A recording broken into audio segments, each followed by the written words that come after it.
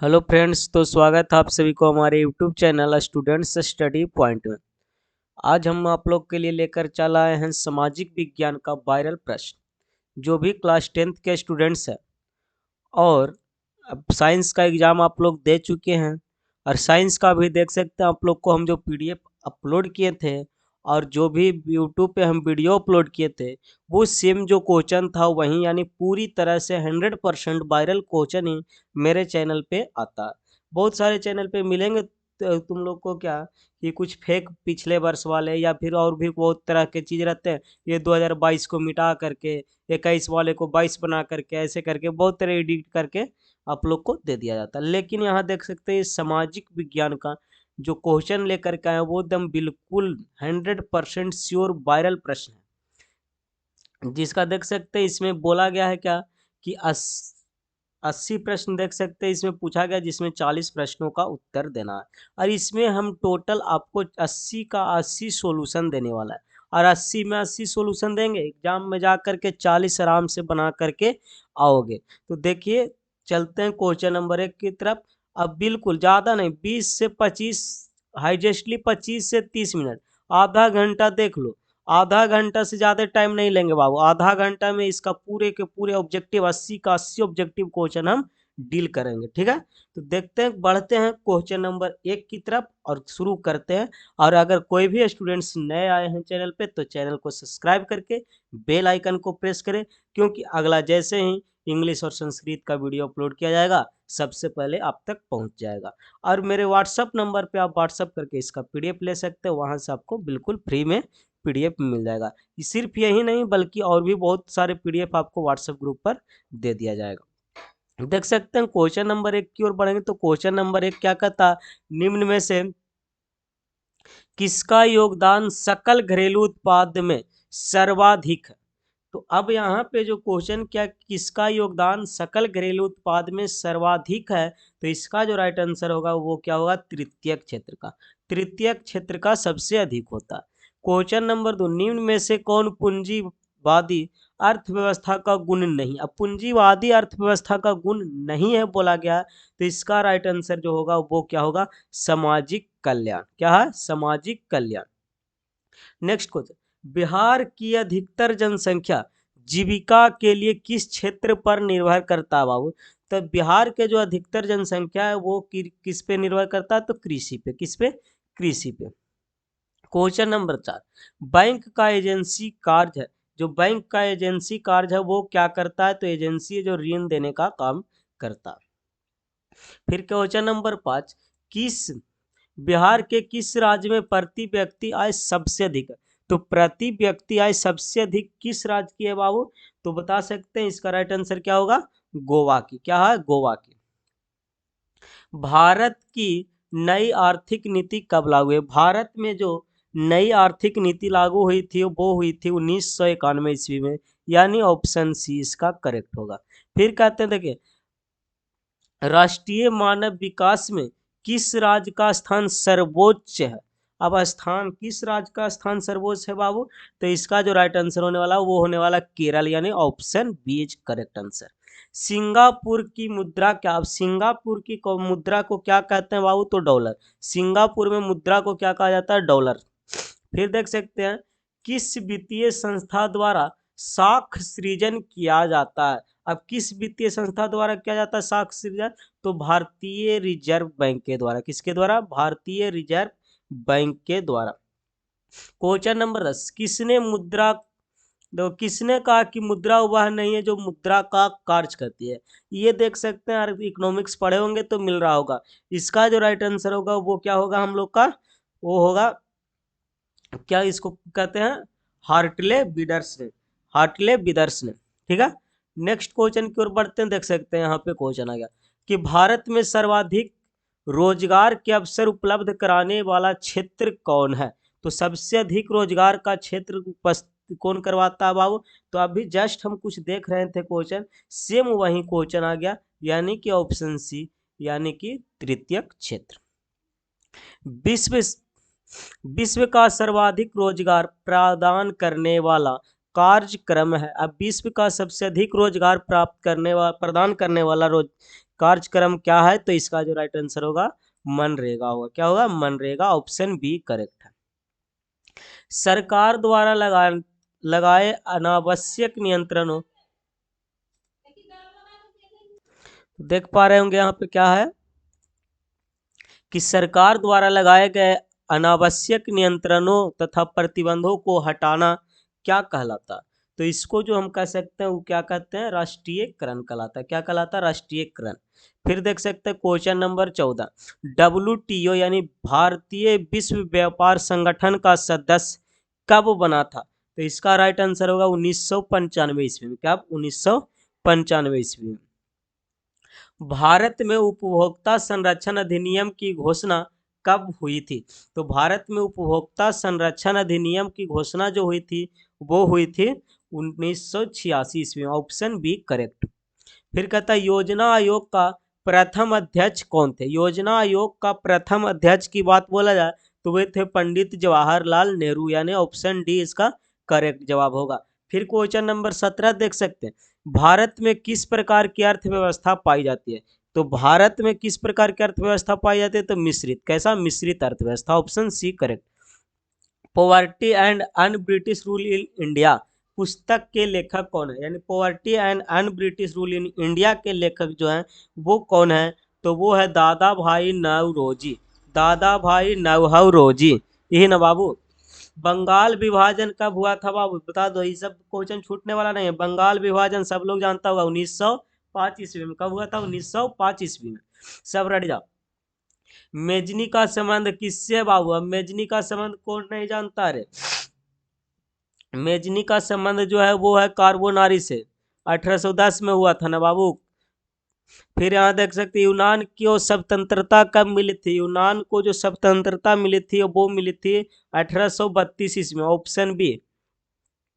सब लगा लेंगे। देख सकते हैं सेडाउन का युद्ध किसकी पराजय हुई थी? सेडाउन का युद्ध में किसका पराजय हुआ था बाबू? जल्दी से बता दो। सेडाउन के युद्ध में फ्रांस का पराजय हुआ था। किसका पराजय हुआ था?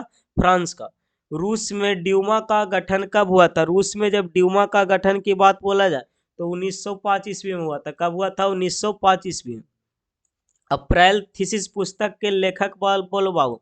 तो लेनिन। कौन है? Lenin, option D. विश्व का पहला समाजवादी देश कौन बना था? तो विश्व का पहला समाजवादी देश बना था रूस। कौन बना था? रूस। कार्ल मार्क्स का जन्म कहाँ हुआ था? अब कार्ल मार्क्स का जो जन्म हुआ था बाबू, अब कहाँ हुआ था ये कोई क्वेश्चन छूटने वाली बात नहीं है। कहाँ हुआ था? जर्मनी में। अब देख सकते हैं वियतनाम की राजधानी कहाँ है? तो वियतनाम की राजधानी भी छूटेगा बाबू, हनोई। वियतनाम की राजधानी कहाँ है? Hanoi, option A. Question number 28, किस समझौता के तहत वियतनाम के दो भाग उत्तरी वियतनाम और दक्षिणी वियतनाम में बांटा गया? यानी दो भाग में कब बांटा गया था ये उत्तरी और दक्षिणी वियतनाम में, वियतनाम को? तो किस समझौता के द्वारा बांटा गया था? तो कह सकते हैं इसको जेनेवा समझौता, जो 1854 ईस्वी में हुआ था। फिर कहता कांग्रेस के किस अधिवेशन में पूर्ण स्वराज की घोषणा की गई थी? ये क्वेश्चन बहुत इंपॉर्टेंट है, फाइनल में पूछेगा डायरेक्टली। देख सकते हैं इस क्वेश्चन को। तो क्वेश्चन नंबर 29 जो हो जाएगा लाहौर अधिवेशन। क्या हो जाएगा? लाहौर अधिवेशन। क्वेश्चन नंबर 30, धारासन में किसके नेतृत्व में नमक सत्याग्रह हुआ था? किसके नेतृत्व में नमक सत्याग्रह हुआ था बाबू? तो वो हुआ था सरोजिनी नायडू के नेतृत्व में। किसके नेतृत्व में? Sarojini Naidu. Next question, east India association की स्थापना कब हुई थी? तो ईस्ट इंडिया एसोसिएशन की स्थापना हुई थी 1866 ईस्वी में। गद्दर पार्टी की स्थापना किसने किया था? अब गद्दर पार्टी की स्थापना भी कोई छूटने वाली क्वेश्चन नहीं है, सब लोग जानते हैं। गद्दर पार्टी सोहन सिंह भकना, सोहन सिंह भकना इसका राइट आंसर होगा। ठीक है। नेक्स्ट क्वेश्चन की बात बोले, देख सकते हैं Tata iron and steel company की स्थापना किसने किया था? तो Tata iron and steel company की स्थापना जो हुआ था वो हुआ था 1907 ईस्वी में। ऑप्शन ए इसका सही जवाब होगा। स्पिनिंग म्यूल का आविष्कार किसने किया था? तो स्पिनिंग म्यूल का आविष्कार किया था जेम्स हॉरग्रीव्ज ने। फिर कहता है समानती व्यवस्था के स्थान पर किस राज्य का शहरी व्यवस्था की प्रवृत्ति बढ़ी? अब किस राज्य की शहरी व्यवस्था बढ़ी थी? तो इसका जो राइट आंसर होगा वो होगा प्रगतिशील। 1929 की मंदी का सबसे बुरा प्रभाव किस देश पर पड़ा था? जब 1929 ईस्वी में मंदी हुआ था तो सबसे बुरा प्रभाव संयुक्त राज्य अमेरिका पर पड़ा था। किस पे? संयुक्त राज्य अमेरिका पर पड़ा था। क्वेश्चन नंबर 37, न्यू डील का संबंध निम्न में से किससे था? न्यू डील का संबंध पूछ रहा है ना बाबू, तो इसका राइट जवाब हो जाएगा राजनीतिक नीति से। राजनीतिक नीति से। अंतरराष्ट्रीय मुद्रा कोष की स्थापना कब हुई थी? अंतरराष्ट्रीय मुद्रा कोष की स्थापना कब हुई थी? अब बताओ, ये क्वेश्चन कोई भी बता सकता। 1945 इसका सही जवाब। अब क्वेश्चन नंबर 39, मुद्रा कला का आविष्कार किसने किया था? मुद्रा कला का आविष्कार बाबू, तो वो क्या था? चीन ने। क्या किया था? चीन ने। प्रथम पेपर मिल की स्थापना किस देश में हुई थी? अब पेपर मिल की बात बोला जाए तो वो हुआ था जर्मनी में। कब? कहाँ हुआ था? जर्मनी। अब देखो 95 थेसिस, 95 थेसिस के लेखक कौन है? तो 95 थेसिस के लेखक जो है वो है Martin Luther. Martin Luther king जो जिसको कहते हैं। संवाद कौमुदी किस भाषा का समाचार पत्र है? तो ये जो है बंगला। किसका? तो बंगला भाषा के। फिर देखते हैं नेक्स्ट क्वेश्चन, रूसो कहाँ का दार्शनिक था? तो रूसो बाबू फ्रांस का था। कहाँ का था? फ्रांस का। गोल घर का निर्माण हुआ था बाबू, तो जब लोग जानते हो 1786 ईस्वी में गोल घर का निर्माण हुआ था जो पटना में स्थित है। देख सकते हैं। असहयोग आंदोलन का प्रस्ताव कांग्रेस के किस अधिवेशन में पारित हुआ था? अब बताइए इसका राइट जवाब क्या होने वाला है? तो इसका राइट जवाब हो जाएगा सितंबर 1920 के कलकत्ता अधिवेशन। किस अधिवेशन? कलकत्ता अधिवेशन, जो कि सितंबर 1920 ईस्वी में हुआ था। ताशकंद में भारतीय कम्युनिस्ट पार्टी की स्थापना किसने किया था? अब ताशकंद में हुआ था भारतीय कम्युनिस्ट पार्टी की स्थापना, जो किसने किया था बाबू? तो कह सकते हैं वो थे एम एन राय। कौन थे? एम एन राय। एम एन राय। देख सकते हैं एम एन रॉय। यहाँ से फिर क्वेश्चन नंबर, यंग इटली की स्थापना किसने किया था? क्या ये क्वेश्चन भी छूट सकता? मेजनी ने। फिर क्वेश्चन नंबर 48, संविधान, भारतीय संविधान सभा का गठन कब हुआ था बाबू? भारतीय संविधान सभा का गठन क्या कोई नहीं बता सकता? जल्दी से बताएंगे। तो इसका राइट जवाब क्या हो जाएगा? 1947 ईस्वी में। फिर क्वेश्चन देख सकते हैं, निम्न में से कौन संघीय सूची में है? तो संघीय सूची में होता है शिक्षा। क्वेश्चन नंबर 50, संविधान संशोधन हेतु संसाधन के दोनों सदनों में कितना बहुमत आवश्यक होता है? तो कितना बहुमत आवश्यक होता है? तो वो 2/3 होता है। कितना बाबू? 2/3। फिर क्वेश्चन नंबर 51, देख सकते हैं, राष्ट्रीय स्तर पर पंचायती राज प्रणाली की शुरुआत किस समिति की अनुशंसा पर हुई है? तो इसका राइट जवाब क्या हो जाएगा बाबू? जल्दी से बोलेंगे। तो इसका राइट जवाब हो जाएगा बलवंत राय मेहता समिति पर। बलवंत राय मेहता समिति। नेक्स्ट क्वेश्चन, संविधान का कौन सा संशोधन विधेयक विधेयक पंचायती राज प्रणाली से संबंधित है? तो यहाँ जो होगा 73वां। क्या होगा? 73वां। पंचायती राज व्यवस्था का दूसरा स्तर निम्न में से कौन है? पंचायती राज व्यवस्था का दूसरा स्तर कौन है बाबू? तो वो है पंचायत समिति। पंचायत समिति। देख सकते हैं 1975 ईस्वी के आपातकाल के समय प्रधानमंत्री कौन थे? जब 1975 ईस्वी में आपातकाल हुआ था तो प्रधानमंत्री थे इंदिरा गांधी। क्वेश्चन नंबर 55, चिपको आंदोलन का प्रारंभ किस राज्य से हुआ था? तो वो हुआ था उत्तराखंड से। निम्नलिखित में से कौन राष्ट्रीय राजनीति दल है? तो राष्ट्रीय राजनीति दल के नाम बताओ आप। तो वो है राष्ट्रीय, बिल्कुल बिल्कुल, एक सेकंड, हाँ, राष्ट्रीय जनता दल। ठीक है। नेक्स्ट क्वेश्चन, सूचना का अधिकार आंदोलन कहाँ शुरू हुआ? तो सूचना का क्या बोला गया? सूचना का अधिकार आंदोलन कहाँ शुरू हुआ था? तो इसका जो राइट जवाब हो जाएगा हो जाएगा राजस्थान। क्या होगा? राजस्थान। फिर कहता महापौर का कार्यकाल कितने वर्ष का होता? महापौर का कार्यकाल की बात बोला जाए तो होता है 7 वर्ष का। ठीक है। नेक्स्ट, हरित क्रांति किस राज्य में सर्वाधिक लाभ हुआ? हरित क्रांति से जो हुआ था वो किस राज्य में सबसे अधिक लाभ हुआ था? तो वो हुआ था हरियाणा, पंजाब और उत्तर प्रदेश सभी। इसका सही जवाब ऑप्शन डी होगा। पानी के निम्नीकरण के विरुद्ध कहाँ संघर्ष हुआ था? पानी के निम्नीकरण के विरुद्ध कहाँ संघर्ष हुआ था बाबू? सभी लोग बता दे जल्दी से। तो हो गया था बोलीविया में। कहाँ हुआ था? बोलीविया में। यहाँ देख सकते हैं 61 आ गया। भारत में किस प्रकार का दलीय व्यवस्था? अब भारत में किस प्रकार की दलीय व्यवस्था है? तो वो है बहुदलीय। बहुदलीय इसका राइट जवाब। माधव कुमार किस देश के पूर्व प्रधानमंत्री थे? अब माधव कुमार जो थे किस देश के पूर्व प्रधानमंत्री थे? नेपाल के। किसके? तो नेपाल के। 63 देखेंगे। भारत के प्रथम चीनी मिल किस राज्य में स्थापित की गई थी? तो भारत के प्रथम चीनी मिल जो स्थापित की गई थी बाबू, वो किया गया था बिहार में। कहाँ? बिहार में। चरक का संबंध किस देश से था? अब चरक का संबंध किस देश से था बाबू? जल्दी से बता देंगे। तो वो था भारत से। किससे? भारत से। चरक का संबंध भारत से था। कान्हा राष्ट्रीय उद्यान कहाँ है? तो मध्य प्रदेश में। कान्हा राष्ट्रीय उद्यान सब लोग जानते होंगे कहाँ है? मध्य प्रदेश में। 66 देखेंगे बाबू। महासागरीय संस्थानों पर महासागरीय संसाधनों पर देश का अधिपत्य होता है। कितना दूरी तक देश का अधिपत्य होता है बाबू? जल्दी से बताएंगे। 66 का तो हो जाएगा 200 किलोमीटर तक। क्या होगा? 200 किलोमीटर तक। नेक्स्ट क्वेश्चन देख सकते हैं। निम्नलिखित में से कौन स्वामित्व के आधार पर संसाधनों के वर्गीकरण का प्रकार नहीं है? तो 67 का राइट आंसर क्या हो जाएगा? ऑप्शन सी, यानी कि नवीकरणीय संसाधन। फिर नेक्स्ट क्वेश्चन, किस नदी देख सकते हैं किस नदी की उत्पत्ति अमरकंटक से हुई थी? तो अमरकंटक से हुई थी किस नदी का उत्पादन? तो सोन नदी का। क्या हो जाएगा? सोन नदी। बिहार का कितना प्रतिशत कृषि क्षेत्र है? अब बिहार में कितना प्रतिशत क्षेत्र है जो कृषि क्षेत्र है? तो इसका जो राइट जवाब हो जाएगा क्या हो जाएगा बाबू? देख सकते हैं 60%। कितना होगा? 60%।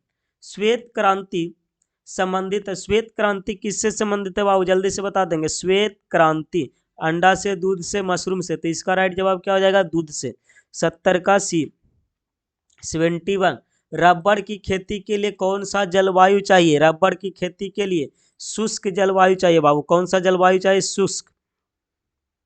देख सकते हैं 72 क्या होगा? कौन से फसल रबी और खरीफ दोनों के रूप में उगाई जाती है? अब बताओ। देख सकते हैं गेहूं है, चावल है, ये दोनों तो दोनों के रूप में नहीं उगा सकते हैं, लेकिन मूंगफली जो है वो दोनों, एक अरंडी है जो रेड़ी का होता है, ये देख सकते हैं, ये अरंडी ही इसका सही जवाब हो जाएगा बाबू। फिर नेक्स्ट क्वेश्चन की बात बोला जाए, दामोदर घाटी परियोजना का लाभ किस राज्य को मिलता है? दामोदर घाटी परियोजना का लाभ जो मिलता है बाबू, वो किस राज्य को मिलता है? तो वो मिलता है झारखंड और पश्चिम बंगाल को। फिर कहता है निम्न में से कौन लौह अयस्क का एक प्रकार है? लौह अयस्क का एक प्रकार बताओ बाबू जल्दी से। तो ये हो गया हेमाटाइट। क्या होगा? हेमाटाइट। टेक्सोल का उपयोग होता है। टेक्सोल का उपयोग किस में होता है? जल्दी से बता देंगे। तो कैंसर में। किस में होता है? कैंसर में टेक्सोल का उपयोग होता है। 76 बिहार का कौन सा क्षेत्र सूखा प्रवण है? अब ये कौन सा क्षेत्र है बाबू? तो वो है दक्षिण बिहार। कौन सा? दक्षिण बिहार इसका सही जवाब। भूकंप केंद्र के ऊर्ध्वाधर पृथ्वी के सतह पर स्थित केंद्र को हम क्या कहते हैं? तो इसको हम जो कहते हैं पृथ्वी के केंद्र पर स्थित, पृथ्वी के सतह के पर जो केंद्र होता है उसको हम जो कहें, देख सकते हैं भूकंप केंद्र के ऊर्ध्वाधर पृथ्वी के सतह पर स्थित केंद्र को जो हम कहते हैं वो क्या कहते हैं? तो अधिक केंद्र कहते हैं। क्या कहते हैं? अधिक केंद्र। सही जवाब सी हो जाएगा। निम्न में से किसे सर्वाधिक खतरनाक सूखा माना जाता है? खतरनाक सूखा किसको माना जाता है बाबू? तो वो कृषि सुखाड़ को माना जाता है। बाढ़ से हानि होती है। बाढ़ से किस चीज की हानि होती है बाबू? तो देख सकते हैं फसल की भी होती है, पशु की भी होती है, भवन की भी होती है, यानी ऑप्शन डी इसका सही जवाब। क्वेश्चन नंबर 80 एंड लास्ट, निम्न में से कौन प्राकृतिक आपदा है? तो अब प्राकृतिक आपदा की बात बोला जाता है, सुनामी है जो प्राकृतिक आपदा। अब देख सकते हैं टोटल 80 ऑब्जेक्टिव टाइप क्वेश्चन हम करवा चुके हैं इस वीडियो में। अब 80 में 80 कंप्लीटली आप लोग को बता चुके हैं, 80 में 40 बनाना है, एकदम बिल्कुल आसानी से एक बार वीडियो को देखोगे याद हो जाएगा। इसका पीडीएफ भी आपको मिल जाएगा, वो अभी नहीं मिलेगा, लेकिन इसका पीडीएफ जो कह सकते हैं 18 तारीख को एग्जाम है ना, तो 18 तारीख को मॉर्निंग में लगभग 6 बजे से पहले आपको व्हाट्सएप ग्रुप पे भेज दिया जाएगा इसका पीडीएफ। सब्जेक्टिव टाइप क्वेश्चन आप लोग देख सकते हैं यहाँ से। असलम पद्धति की शुरुआत कैसे हुई थी, फिर कहता औद्योगिक क्रांति के किन्हीं दो सकारात्मक प्रभाव का उल्लेख करें, सर्वहारा वर्ग क्या है, जिनेवा समझौता पर एक संक्षिप्त टिप्पणी लिखिए, स्वराज पार्टी की स्थापना का क्या उद्देश्य था, औद्योगिकरण ने किस प्रकार उपनिवेशवाद को जन्म दिया। ये क्वेश्चन 6 था, पूरे 3 को आंसर देना था। फिर कहता है जर्मनी के एकीकरण में बिस्मार्क की भूमिका का वर्णन करें। फिर कहता है यहाँ देख सकते हैं भारतीय राष्ट्रीय आंदोलन में भारतीय राष्ट्रीय कांग्रेस की भूमिका का विवेचना करें। दोनों में से किसी एक प्रश्न का उत्तर देना था। ये इतिहास का था। राजनीतिक शास्त्र का प्रश्न देख सकते हैं, सत्ता में क्षैतिज वितरण और ऊर्ध्वाधर वितरण में अंतर स्पष्ट करें। सेकंड क्वेश्चन है समवर्ती सूची का क्या अभिप्राय है। फिर 11 क्वेश्चन नंबर देख सकते हैं, ग्राम पंचायत का आय से स्रोत बताना, बिहार में हुए छात्र आंदोलन के प्रमुख कारण क्या थे। ये पूरे देख सकते हैं, यहाँ से पूरे 2 क्वेश्चन का ही जवाब इसमें से देना, 4 प्रश्न में से 13 से 14 2 प्रश्न देख सकते हैं, किन्हीं एक प्रश्न का आंसर देना। संघीय शासन व्यवस्था की प्रमुख विशेषता लिखिए और नगर परिषद की संगठन और कार्य का वर्णन करें। अब क्वेश्चन जो आया देखो, इकोनॉमिक्स का प्रश्न आ गया, यानी अर्थशास्त्र का। प्रत्यक्ष निवेश, प्रत्यक्ष विदेशी निवेश से आप क्या समझते हैं, अर्थव्यवस्था को परिभाषित करें, आर्थिक अवसंरचना क्या है और कोरपा क्या। ये 4 प्रश्न है, इसमें से किन्हीं 2 प्रश्न का उत्तर देना। फिर देख सकते हैं 5 नंबर में 2 प्रश्न पूछा गया, सॉरी 4 नंबर में, तो देख सकते हैं इसमें एक प्रश्न का उत्तर देना। पहला 1991 के आर्थिक सुधार से आप क्या समझते हैं, भारत में इन सुधार की आवश्यकता क्यों हुई। और नेक्स्ट इसका है कि आर्थिक विकास क्या, आर्थिक विकास और आर्थिक वृद्धि में अंतर की व्याख्या करें। दोनों में से किन्हीं एक प्रश्न का उत्तर देना था। ज्योग्राफी प्रश्न देख सकते हैं, क्या है, खनिज क्या है, सबसे सिंपल क्वेश्चन। फिर कहता लौह अयस्क के प्रमुख उत्पादक के नाम लिखे। फिर कहता तापीय प्रदूषक को परिभाषित करें। नदी घाटी परियोजना का बहुउद्देशीय क्यों कहा गया है। अब देख सकते हैं मृदा के किन्हीं 2 प्रकार का संक्षिप्त विवरण करें। सतत विकास क्या। यहाँ पे से 6 प्रश्न था, किन्हीं 3 प्रश्न का उत्तर देना था। फिर 2 प्रश्न आ गए, दोनों में से किसी एक प्रश्न का उत्तर दे। भारतीय अर्थव्यवस्था का वैश्वीकरण के प्रभाव की व्याख्या करें, और यह है भारतीय कृषि के निम्न उत्पादक का कारण। ये दोनों में से किसी एक प्रश्न का उत्तर आप लोग को देना पड़ेगा। फिर देख सकते हैं आपदा प्रबंधन से भी 2 क्वेश्चन बनाना, 4 प्रश्न दिया गया। आप प्राकृतिक आपदा, मानव जनित आपदा के उदाहरण सहित अंतर स्पष्ट करना। बाढ़ से सुरक्षा हेतु सावधानी का उल्लेख करें। आग लगने की स्थिति में क्या प्रबंध करना चाहिए। समान संचार व्यवस्था के बाधित होने का प्रमुख कारण को लिखिए। ये पूरे 4 प्रश्न हैं। ये पूरे देख सकते हैं, पूरे क्वेश्चन कंप्लीट हम कर चुके हैं, ऑब्जेक्टिव प्लस सब्जेक्टिव। और यहीं से आपको प्रश्न नहीं बल्कि यही प्रश्न आएगा एग्जाम में 100%। ये वायरल प्रश्न है, ठीक है। तो आप इस प्रश्न को बेसिकली वीडियो को बढ़िया ढंग से एक बार देख ले, आपको 40 प्रश्न ऑब्जेक्टिव का हल आसानी से हो जाएगा, क्योंकि हम तो 80 का हल करवा चुके हैं, आप 40 तो आसानी से कर पाएंगे, ठीक है। और फिर इसका सब्जेक्टिव टाइप क्वेश्चन आप घर पे कॉपी से या फिर बुक से या किसी मॉडल पेपर से लिख करके याद कर ले, और उतना ही लिखे जितना तुम लोग से एग्जाम में बनाना। उसके बाद फिर बाद में एग्जाम देने के बाद फिर उसको पढ़ सकते हैं। तो अब हम आप लोग को सब्जेक्टिव ऑब्जेक्टिव करा चुके हैं, इसका मॉर्निंग में हम आप लोग को दे देंगे, यानी कि जिस दिन एग्जाम देने जाओगे उससे पहले 6 बजे तक अपलोड किया जाएगा इसका पीडीएफ। और सब्जेक्टिव टाइप क्वेश्चन भी अगर कहीं पे चाहिए किसी को तो वो मैसेज कर दीजिएगा, तो हम उसका भी एक वीडियो बना करके अपलोड कर देंगे। तो अगर चैनल पे कोई भी स्टूडेंट्स अभी तक नए आए हैं तो चैनल को सब्सक्राइब करके बेल आइकन को प्रेस करें, ताकि अगला वीडियो जैसे ही अपलोड होवे सबसे पहले आपके पास नोटिफिकेशन जाए। तो फिर मिलेंगे नेक्स्ट वीडियो में, तब तक के लिए बाय बाय, टेक केयर।